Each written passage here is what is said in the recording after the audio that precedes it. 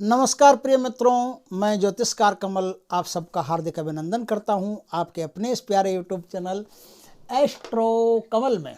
दोस्तों, ये कुछ पर्व ऐसे होते हैं जिन पर इस संसार की जो शक्तियां होती है वो शक्तियां जागृत हो जाती हैं और जागृत होकर के वो अपने इष्ट देवता या महादेवता के आसपास मंडराती रहती है। इस दिन उनका जागृत होना बहुत सारे साधकों के लिए बड़ा अच्छा काम होता है। इस दिन प्रेत भी जागृत होते हैं, बेताल भी जागृत होते हैं, यक्ष यक्षिणियाँ भी जागृत होती है, किन्नर किन्नरियाँ भी जागृत होती है। बहुत सारी चीज़ें इस दिन जागृत हो जाती है और वो महादेव की जैसे आप पूजा करते हो ना, वैसे वो भी पूजा करना चाहती है। तो उस दिन, जिस दिन वो जागृत होकर के महादेव के शिवलिंग के आसपास नजर आती है, उस दिन उनसे वार्ता की जा सकती है, उनको सिद्ध किया जा सकता है। ऐसे कई मंत्र हैं, कई तंत्र हैं, कई साधनाएं हैं जो शिवरात्रि के दिन से, महाशिवरात्रि के दिन से सिद्ध की जा सकती है।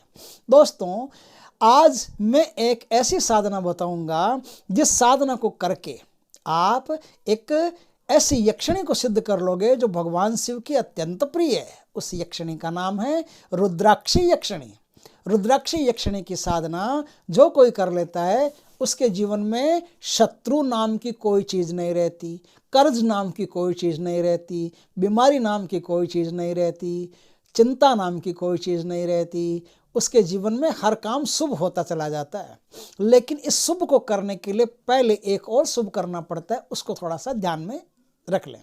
शिवरात्रि से एक दिन पहले आपको भगवान शंकर के मंदिर में जाना है। भगवान शंकर के मंदिर में जा कर के हाथ में जल, अक्षत और फूल ये लेकर के आपको एक संकल्प बोलना है। संकल्प ये बोलना है कि हे भगवान महादेव, मैं अमुक नाम, अमुक जाति, अमुक गोत्र, अमुक माता पिता की संतान, अमुक स्थान पर रहने वाला, अमुक तिथि, अमुक वार, अमुक वर्ष में, अमुक माह में, अमुक पक्ष में, अमुक संवत्सर में, मैं कल से यानी शिवरात्रि से, महाशिवरात्रि से रुद्राक्षी यक्षिणी की साधना करना चाहता हूँ। हे प्रभु, मुझ पर कृपा करें, मुझे रुद्राक्षी यक्षिणी की साधना और उनकी प्रसन्नता देने का आशीर्वाद दें। उनकी प्रसन्नता मांगना जरूरी है, क्योंकि इन बेतालों की, इन यक्षों की, इन साधना की जब हम प्रार्थना करते हैं तो ऐसा ही नहीं कि खाली यक्षिणी दे दे या खाली बेताल दे दे या खाली यक्ष दे दे, नहीं, उनकी प्रसन्नता बनी रहे, इस शब्द को कभी मत भूलना।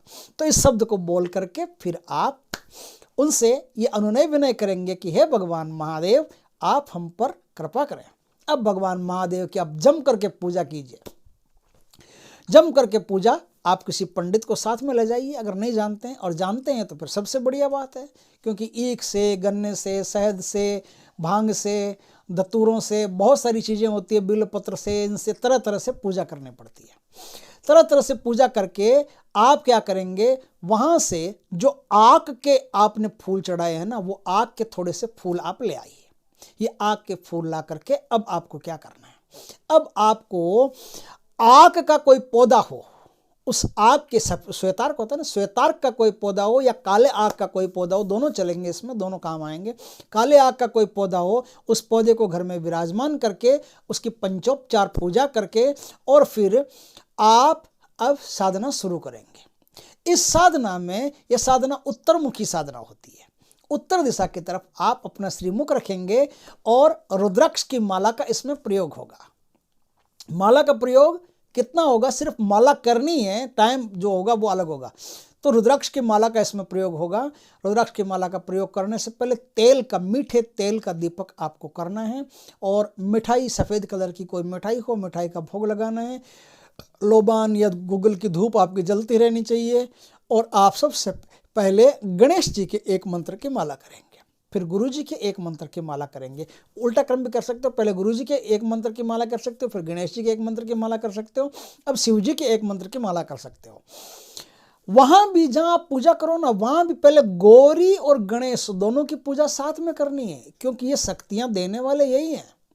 आपसे कोई गलती नहीं हो। और दूसरी बात कि आप जब शिव जी की पूजा करो तो बार बार ये कहते रहना कि हे प्रभु, हे गुणातीत, आपके गुणों का कोई पार नहीं, आपकी पूजा करने में कोई सक्षम नहीं। हे परमात्मा, आपकी पूजा कैसे की जाती है हमें पता नहीं, हम अबोध हैं, हम अज्ञानी हैं। हे प्रभु, यथाशक्ति पत्रम पुष्पम जलम तोयम, जैसे हमने आपकी पूजा की, हे परमात्मा शंकर स्वीकार कीजिए, हे भगवान शिव स्वीकार कीजिए। ऐसा बोलने से उन्हें बड़ा अच्छा लगता है। वो कहते हैं, वो उनका मानना ऐसा होता है कि जो साधक है वो अज्ञानी है, वो कुछ जानता नहीं, वो हमारी पूजा कर रहा है, जैसे तैसे कर रहा है, बस उसका दिल हमारे प्रति है। और दिल से पूजा करने से पूजा फट से सफल होती है। तांत्रिक विधानों से पूजा की जाने से पूजा हो सकता है कि सफल नहीं हो। आप पूजा करने के बाद में फिर एक डायलॉग बोल देना कि हे परमात्मा, मुझे आह्वान विसर्जन कुछ भी नहीं आता है, मेरी पूजा को स्वीकार करें। हे परमात्मा, आप दयालु हो, आप कृपा करें। इस प्रकार के 3-4 डिस्टेंस में ऐसे ऐसे वाक्य बोलते रहना, ताकि भगवान की प्रसन्नता आप पर बनी रहे और भगवान ये मान ले कि अबोध है, अज्ञानी है, जो करता है इसको स्वीकार करना होगा हमको। आप इस प्रकार से भगवान की पूजा करके फिर वो सफ़ेद आग के या जो धतूरा आपने चढ़ाए वो फूल वहाँ से लाने हैं आपको। अब इस फूलों का करना क्या है, ध्यान में रखना।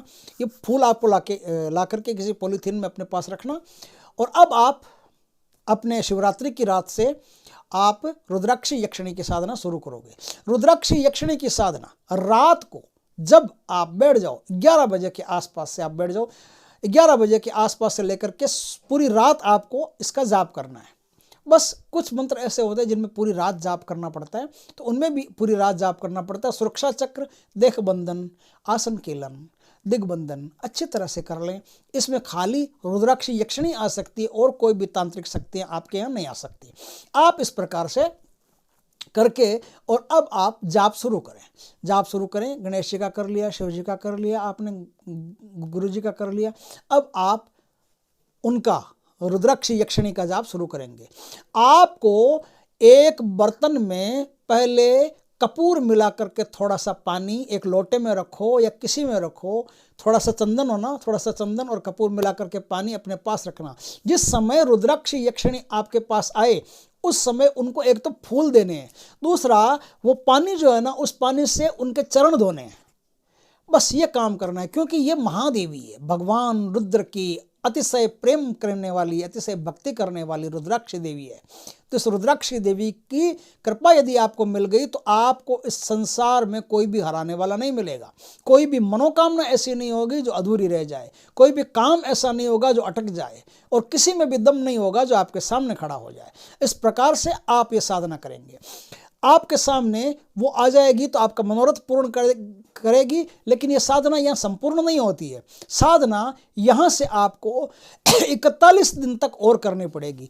और हर रात आपको, पहले तो आपने कब किया, 11 बजे से लेकर के सूर्योदय तक किया, लेकिन अब आपको ऐसा नहीं करना है। अब आपको 12 बजे से लेकर के 3 बजे तक सिर्फ जाप करना है ना, रुद्राक्षी देवी का जाप करना है। और इस प्रकार से जाप करेंगे तो बहुत सारी मायाएं, डर आपको साधना से उठाने के लिए आएंगे, लेकिन डरना मत।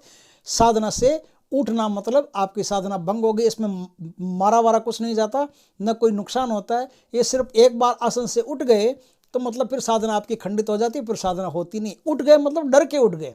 ऐसे अगर बीच में आपको उठना हो, जैसे पेशाब वगैरह करने के लिए उठना हो, तो बाकायदा हाथ पैर धो करके अच्छी तरह शुद्ध होकर के वापस बैठें। और आसन कीलन कूर्म यंत्र अगर नीचे रहेगा तो कोई भी आपके आसन पर दोबारा आके नहीं बैठ सकता। जैसे आप उठे हो तो दूसरी शक्तियाँ आगे बैठ जाती है। तो अगर कूर्म यंत्र रहेगा तो आप वापस अगर उठ भी गए आसन से तो भी कोई दिक्कत वाली बात नहीं है। आप उठ भी गए तो आपके आसन पर दूसरी शक्तियां विराजमान नहीं होगी, लेकिन एक रात आपको ऐसे करना पड़ेगा। दूसरे दिन तो 3-4 घंटे की बात है, कोई खास बात नहीं है। 12 बजे से लेकर के 3 बजे तक करनी है। अब यहाँ 12 बजे से लेकर के 3 बजे तक आप शिवरात्रि के दूसरे दिन से लेकर के 41 दिन तक जाप करेंगे तो देवी आपके सामने अपनी पूर्ण शक्तियों के साथ प्रकट होगी। और पूर्ण शक्तियों के साथ प्रकट होकर के आपको अपना आशीर्वाद देगी और आप उनसे वचन ले लेना।